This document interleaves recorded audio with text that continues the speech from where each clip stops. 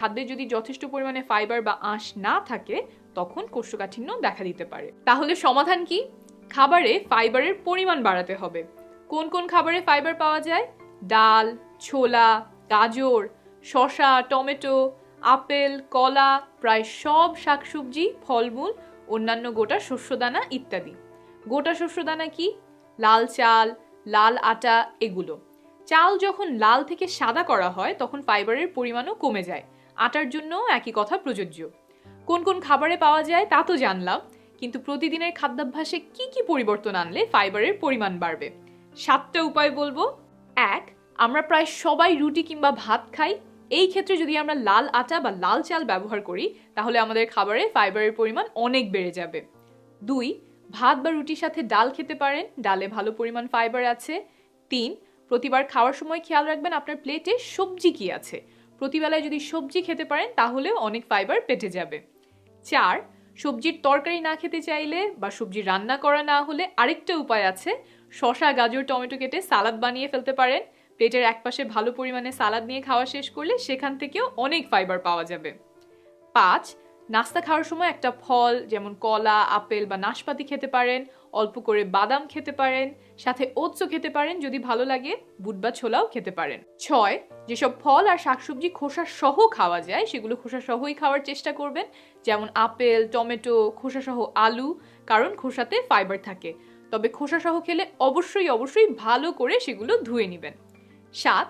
যখন সম্ভব ফল বা সবজি আস্ত রেখে খাওয়ার চেষ্টা করবেন। ব্লেন্ড করলে, জুস বানালে বা ভর্তা বানালে আঁশ কমে যায়। তবে খাবারে ফাইবার বাড়ানোর ক্ষেত্রে দুটা জিনিস মাথায় রাখা খুব গুরুত্বপূর্ণ।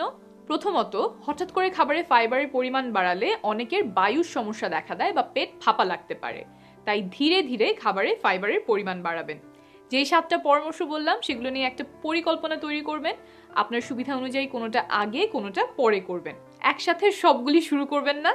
দ্বিতীয়ত, একটু আগেই বলেছি যে ফাইবার পানি শোষণ করে, তাই খাদ্যে ফাইবারের পরিমাণ বাড়ানোর সাথে সাথে যথেষ্ট পরিমাণ পানি নিশ্চিত করতে হবে।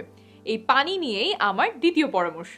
কোষ্ঠকাঠিন্যের 2 নম্বর কারণ যথেষ্ট পরিমাণে পানি না খাওয়া।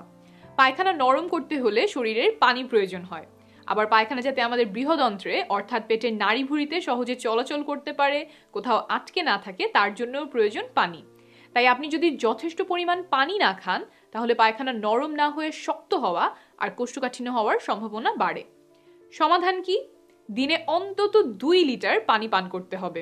শরীর সেই পানি ব্যবহার করে কোষ্ঠকাঠিন্য দূর করবে। আপনার সাথে একটা 1 লিটারের বোতল রাখতে পারেন, তাহলে দিনে কতটুকু পানি খাচ্ছেন সেটা হিসাব করতে সহজ হবে।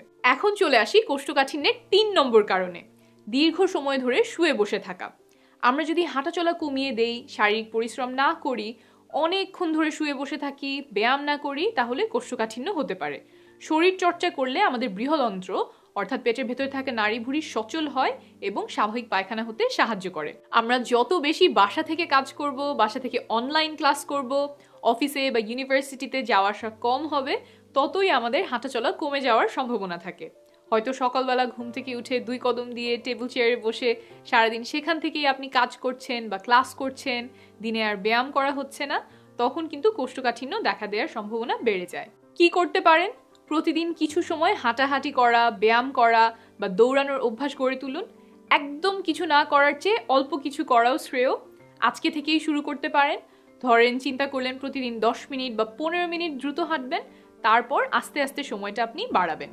আর একটানা অনেকক্ষণ ধরে শুয়ে বা বসে থাকবেন না, একটু উঠে হালকা ব্যায়াম বা হাঁটাহাঁটি করে নেবেন। কতক্ষণ ব্যায়াম করতে হবে? আপনার বয়স যদি 19 থেকে 64 এর মধ্যে হয় তাহলে আপনার লক্ষ্য থাকবে সপ্তাহে অন্তত 2.5 ঘন্টা মাঝারি ধরনের ব্যায়াম করা। মাঝারি ধরনের ব্যায়ামগুলো হলো দ্রুত হাঁটা, সাইকেল চালানো ইত্যাদি। যদি তার চেয়ে বেশি খাটুনির ব্যায়াম করেন, যেমন দৌড় দেয়া, ফুটবল খেলা, দড়ি লাফানো, তাহলে আপনার লক্ষ্য হবে সেগুলো সপ্তাহে অন্তত 1.5 ঘন্টা করে করা, অর্থাৎ সপ্তাহে 75 মিনিট। 4 নম্বর কারণ, পায়খানার চাপ আসলে টয়লেটে না যেয়ে তা প্রায়শই চেপে রাখা।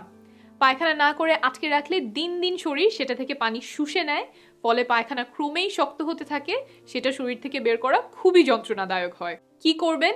পায়খানার চাপ আসলে বেশি দেরি করবেন না, বাথরুমে চলে যাবেন। যাদের কোষ্ঠকাঠিন্য রোগ আছে তাদের জন্য আমরা প্যানে যেভাবে বসি সেই দেহভঙ্গিটা পায়খানা করার জন্য সবচেয়ে ভালো। তাই যদি সম্ভব হয় কমোডে না বসে প্যান ব্যবহার করার চেষ্টা করবেন। কমন হচ্ছে এইটা আর প্যান হচ্ছে এইটা। তবে বাসায় যদি প্যান না থাকে বা কমোড ব্যবহার করতেই হয়, তাহলে যেটা করতে পারেন সেটা হলো পায়ের নিচে ছোট্ট টুল দিয়ে পা উঁচু করতে পারেন, হাঁটু দুটো কোমরের ওপরে তোলার চেষ্টা করবেন, সেটা দেখতে এমন হবে। 5 নম্বর কারণ, মানসিক চাপ, উদ্বিগ্নতা ও বিষণ্ণতা। আপনি যদি অনেক মানসিক চাপে থাকেন বা উদ্বিগ্নতা কিংবা বিষণ্ণতায় ভোগেন, তাহলে কোষ্ঠকাঠিন্য দেখা দিতে পারে। কি করতে পারেন? মানসিক প্রশান্তি আনে এমন কিছু কাজ করার চেষ্টা করবেন, সেটা হতে পারে আপনজনের সাথে সময় কাটানো।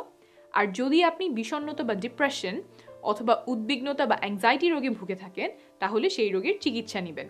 আপনার মানসিক অবস্থার উন্নতির সাথে সাথে কোষ্ঠকাঠিন্য আস্তে আস্তে সেরে উঠবে। 6 নম্বর কারণ, কিছু ওষুধ। নির্দিষ্ট কিছু ওষুধের পার্শ্ব প্রতিক্রিয়া হিসেবে কোষ্ঠকাঠিন্য হতে পারে, যেমন ট্রামাডল বা ওপিয়েট জাতীয় ব্যথার ওষুধ, আইবুপ্রোফেন, আয়রন বা ক্যালসিয়াম সাপ্লিমেন্ট ইত্যাদি। 5টার বেশি ওষুধ খেলেও কোষ্ঠকাঠিন্য হওয়ার সম্ভাবনা বাড়ে। সমাধান কি? নতুন ওষুধ শুরু করার পরে যদি মনে হয় কোষ্ঠকাঠিন্যের সমস্যা বেড়ে গেছে, আপনার ডাক্তারকে জানান। তিনি ওষুধ বদলে দিতে পারেন বা কোষ্ঠকাঠিন্যের চিকিৎসার জন্য আলাদা ওষুধ দিতে পারেন। আর ওষুধ যদি এমন হয় যে আপনাকে সারা জীবন খেতেই হবে, তাহলে আগে যে উপায়গুলো বললাম সেই উপায়ে কোষ্ঠকাঠিন্য দূরে রাখার চেষ্টা করবেন। সাধারণত কোষ্ঠকাঠিন্য কোনো গুরুতর রোগের কারণে হয় না, তবে কিছু ক্ষেত্রে রোগের কারণেও কোষ্ঠকাঠিন্য হতে পারে, যেমন থাইরয়েডের সমস্যা থাকলে, ডায়াবেটিসের রোগ হলে ইত্যাদি। কোষ্ঠকাঠিন্য হলে কখন ডাক্তারের সহায়তা নেবেন? যদি ঘরোয়া উপায়ে সমাধান না হয়